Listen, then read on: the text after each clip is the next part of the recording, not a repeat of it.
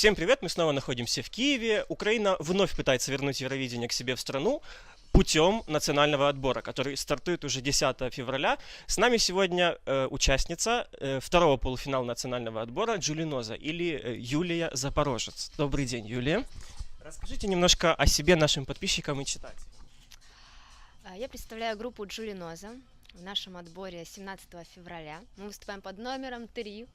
Друзья, наша группа появилась не вчера, а достаточно уже давно. Музыкой я занимаюсь с 3 лет, мои родители музыканты, поэтому, в принципе, музыкальная среда всегда меня окружала. Я закончила специализированную музыкальную школу Столярского в Одессе, потом консерваторию по классу композитора и пианистки, и вот сейчас там работаю. В общем, музыка повсюду и всегда. Конечно, за время существования нашего коллектива, это где-то около 3 лет, мы поездили на разные фестивали международные современной музыки, записали 3 альбома, и даже вот 4-й сейчас в процессе записи, сотрудничали с различными европейскими лейблами и также украинскими. Ну, в общем, развиваемся, поскольку музыка для нас это все. Так что хотим познакомить слушателей с нашим творчеством более масштабно на Евровидении. Наши читатели и подписчики узнали о вас после шоу «Голос» в основном. Как вы считаете, дорога, которую вы прошли в шоу «Голос», для вас является преимуществом теперь в национальном отборе, или все-таки это в тяготу, поскольку все-таки популярность дает свое? Я думаю, что, конечно, это дало хороший результат и для группы, во-первых, прежде всего, потому что я шла на этот проект, чтобы, опять же, познакомить большее количество слушателей, людей, которые интересуются новой авторской музыкой. И несмотря на то, что все равно, как бы, да, «Голос Краины» — это формат каверов, да, но там я все равно убеждала музыкальных продюсеров, как это сделать авторские версии, поэтому творчество там тоже присутствовало. И, конечно, фанаты «Голоса» переключились потом на группу Джулиноза, они все-таки начали знакомиться с нашим творчеством, хотя я там была под именем Юлия Запорожец, но все равно это дало, конечно, свои плоды, и нас стали звать на корпоративы со своей авторской музыкой, наконец-то. Вот. Так что я думаю, что, конечно, это плюс сейчас, потому что есть много, да, поклонников этого проекта «Голос», которым будет интересно понаблюдать за выпускниками этого проекта в национальном отборе, потому что их достаточно много, как мы видим сейчас, так что думаю, что будет интересно. Да, и еще один вопрос тогда о «Голосе». Сергей Бабкин, который являлся у вас наставником на «Голосе», сейчас он, по сути, ваш конкурент. Какие у вас сложились отношения с Сергеем после уже шоу, и поддерживает ли он вас сейчас, дает ли какие-то советы, и вообще, как вы вот сотрудничаете, общаетесь? Ну, в принципе, как мы и на проекте не общались с Сергеем, так и сейчас мы не общаемся.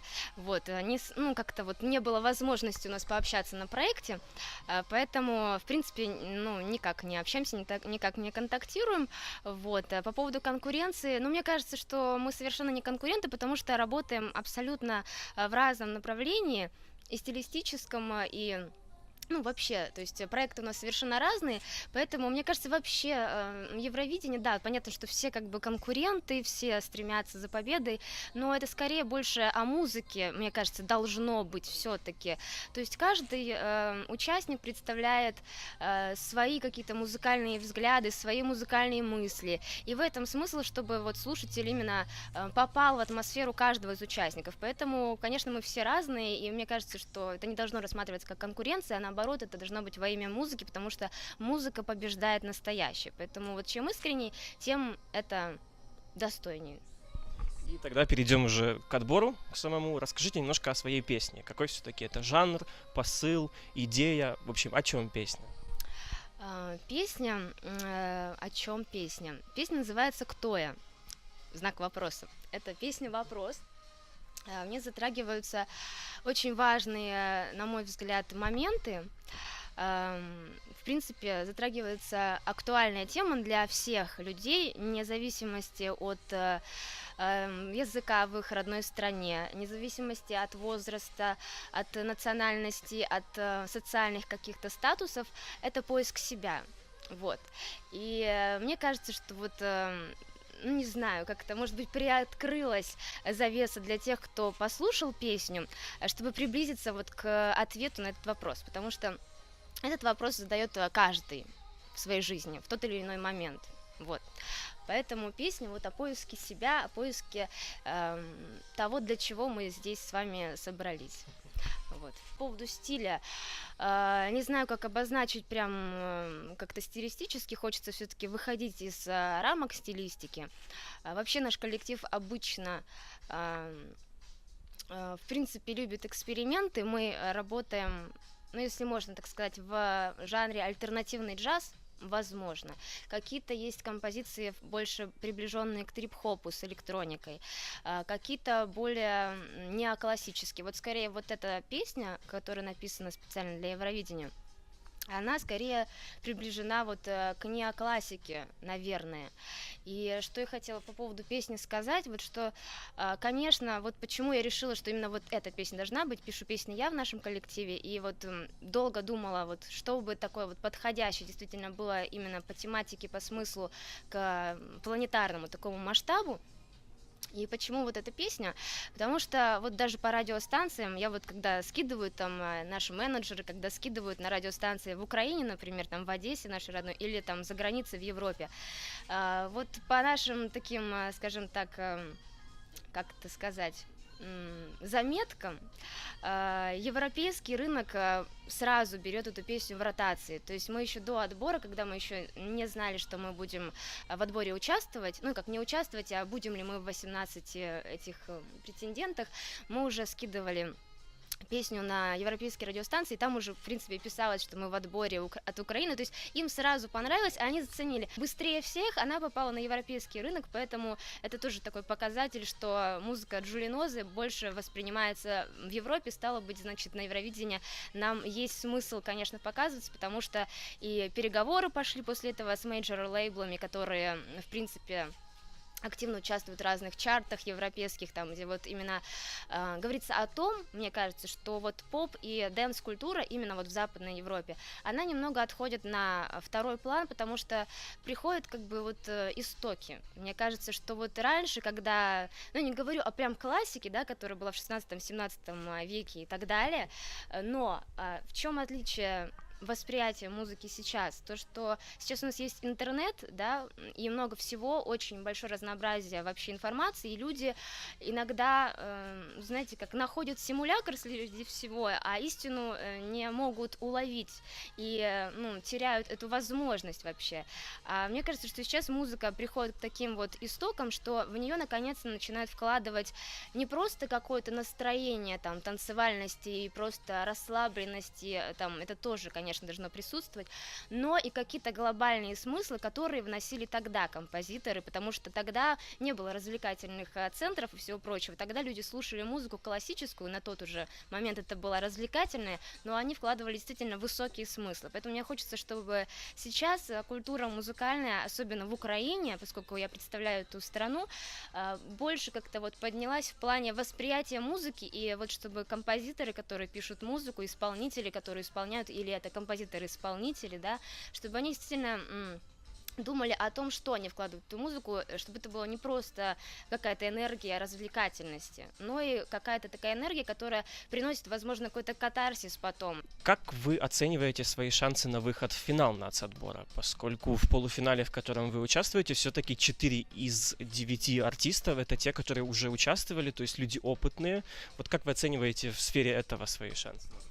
Ну, мы тоже люди опытные, так что будем стараться. Это уже такой момент, наверное, больше удачи, возможно. Мне кажется, что да, все профессионалы, конечно, уже, понятно, из 18 человек, все не первый день на сцене, и, безусловно, каждый из нас будет стараться делать все возможное, чтобы это было достойно, это было интересно, прежде всего для наших слушателей, для фанатов Евровидения, потому что, конечно, весь мир наблюдает, и хочется порадовать их тем, что новая музыка наконец-то создается и выходит на такие вот масштабные рамки. Да, сказать то, что вы полны энергии, это ничего не сказать, поскольку сразу после 17 февраля, после второго полуфинала, у вас 18 февраля концерт. Вот расскажите немножко о нем, что мы на нем услышим все-таки на этом концерте, и где он будет проходить? Концерт будет проходить в простере мастер-класс. Вот, будет 18 февраля, будет наша новая программа, которую мы еще не исполняли прежде. Вот, в нашем полном составе, он у нас не такой уж и большой, у у нас дуэт, можно так сказать, у нас барабанщик, в котором, ну, собственно, мы с ним и будем выступать на Евровидении. Вот. Также будет и электронный материал, который вот с альбома «Риф», как старые хиты, так сказать, так и новые композиции, конечно. Программа называется «Хтоя», посвященная треку для Евровидения, поэтому, в принципе, вот всякие всевозможные фантасмагории, волшебные гармонии, какие-то сюрреалистические образы будут присутствовать на этом концерте. И тогда перейдем к более несерьезным вещам. Давайте поиграем в такую игру, которая называется «Ассоциации». Правила простые. Я вам называю 20 слов подряд, и вы, не думая, говорите первую ассоциацию, которая приходит к вам в голову. То есть вообще не думая. Давайте тогда. Песня. Гарри Поттер. Талант. Музыка. Португалия. Евровидение. А Евровидение? Музыка. Кончита Вурст. Бородатая женщина. Джамала. Богиня. Съемка. Радость. Соревнование. Ничего. Победа. Радость. Боже, повторяюсь. Это первая ассоциация. Одесса. Море. Мечта. Родина. Образ. Планеты. Компот. Волшебство. Понеслось. Мы благодарим Юлию за участие в нашем интервью. Желаем ей, конечно же, удачи от лица всех наших подписчиков и читателей. И дай бог увидимся в Лиссабоне. Дорогие друзья, если вам удастся погрузиться в волшебную атмосферу нашего номера на конкурсе Евровидения в национальном отборе, и вы из Украины, то мы будем безумно рады, если вы нас поддержите и проголосуете за нас. Мы выступаем 17 февраля под 3 номером группа Джулиноза. А если вы не в Украине и не можете проголосовать, то будем признательны, чтобы вы зашли к нам в наши социальные сети, в Фейсбуке, Ютубе, Инстаграме и так далее, и поддерживали нас в онлайн-голосовании. Это тоже будет безумно нам приятно и важно.